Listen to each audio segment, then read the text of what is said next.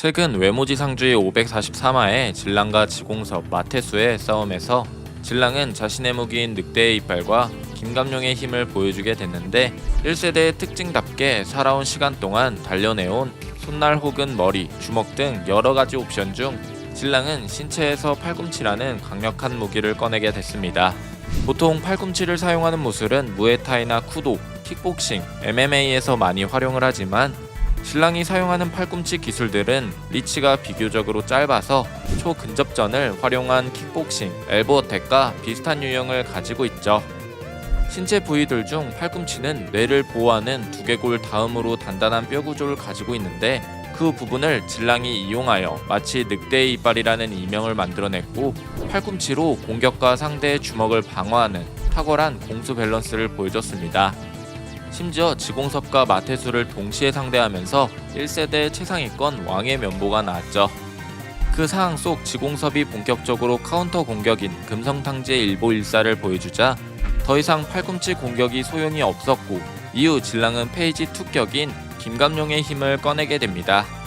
근접전을 활용할 때 쓰는 팔꿈치 자세와는 완전히 다른 자세와 함께 지공섭의 일보일살의 카운터를 맞아버린 후 김기명이 서성은에게 보여줬던 그 연출처럼 극복이라는 이름답게 상대의 공격을 버티고 보라색의 이펙트에 주먹을 날리게 되죠.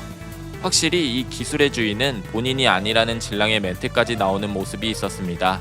이 말은즉 진랑의 진정한 기술은 팔꿈치에서 비롯된 늑대의 이빨이며 자세를 바꾸고 김감룡의 힘을 쓰는 것을 봤을 때 김감룡의 힘은 경지 위의 경지인 극복의 경지를 활용하는 것으로 카운터와 비슷한 예시로 볼 수 있는데 예를 들어 지공섭의 일보일살은 상대의 공격을 예측하여 피하고 기술과 속도가 결합한 공격이라면 김감룡의 극복의 경지는 크로스 카운터, 즉 상대의 주먹을 막지 않고 오히려 공격하는 팔에 반대팔로 카운터를 날리는 것을 의미합니다.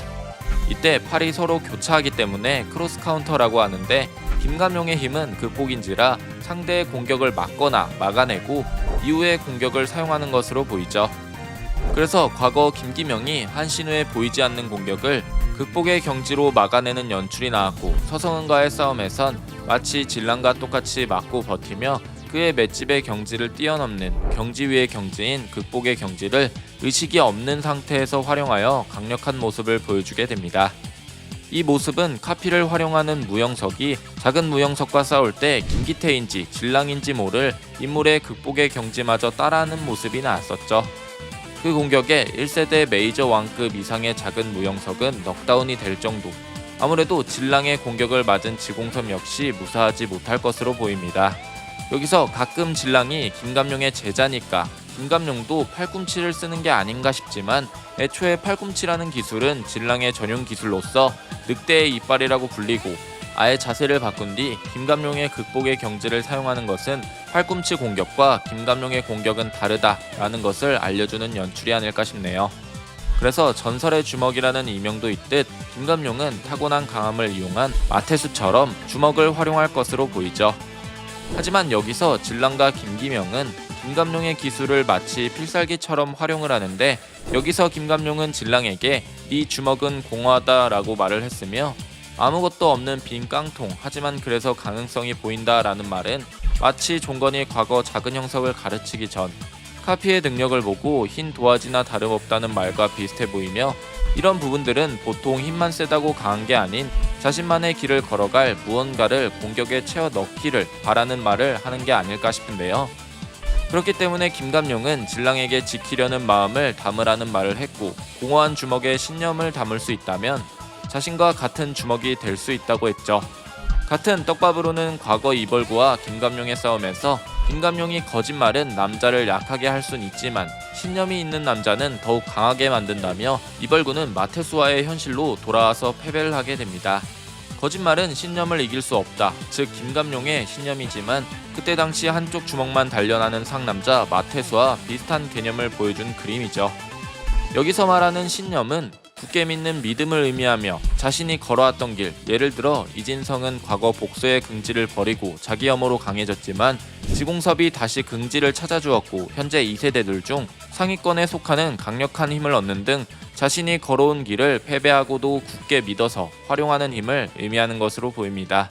그래서 이 신념에 대한 떡밥은 김기명과 김기태의 평행 세계관에서 비롯되는 게 아닌가 싶으며, 김기명은 현재 자신의 아버진 김감룡의 낭만을 이어가며 실제로 김감룡이 닿았던 극복의 경지를 활용하는 모습을 박진영에게 보였다면, 반면 김기태는 과거 박진영의 언급에 따르면 김감룡을 따라 했지만 그의 경지에 닿지 못했고 김감룡이 추구했던 낭만을 싫어하는 등 모순적인 행동들을 하면서 신념을 잃었지만, 오히려 김기태는 이진성과는 다르게 타고난 강함이라는 피가 끓고 있는 인물이기에 그가 가지고 있을 것으로 보이는 자기 어머의 탄력을 받아 지금의 강함까지 이르게 된 것.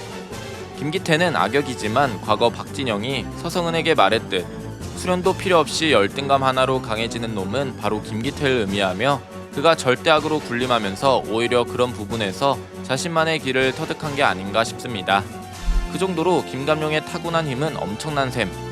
이에 반해 김기명은 아버지 김감룡의 힘을 그대로 물려받았지만 김기태에 비해 타고난 강함을 사용할 줄 모르고 있는 상태이며, 극복의 경지 역시 아직 미숙한 상황이고 본인은 지키려고 노력을 했음에도 과거 빅딜 잡기 편에서 실패하여 현재 빅딜이 뿔뿔이 흩어진 좋지 않은 경험으로 내가 사람들을 지킬 수 있을까? 라는 의혹에 빠진 지금 이 순간 최범계가 말했듯 김감룡의 강함은 누구 하나 알려준다고 해서 터득하는 게 아닌 김감룡 역시 본인이 스스로 터득했기에, 김기명 역시 그런 완성된 극복의 힘을 스스로 배워나가야 김기태와 싸울 수 있으며, 과거 거대한 악이었던 야마자키파와 맞서는 김감룡처럼 훗날 김기명 역시 거대한 악인 김기태와 싸우는 모습이 나올 연출을 예고하는 떡밥이 바로 신념이라는 키워드의 단어가 아닐까 싶습니다.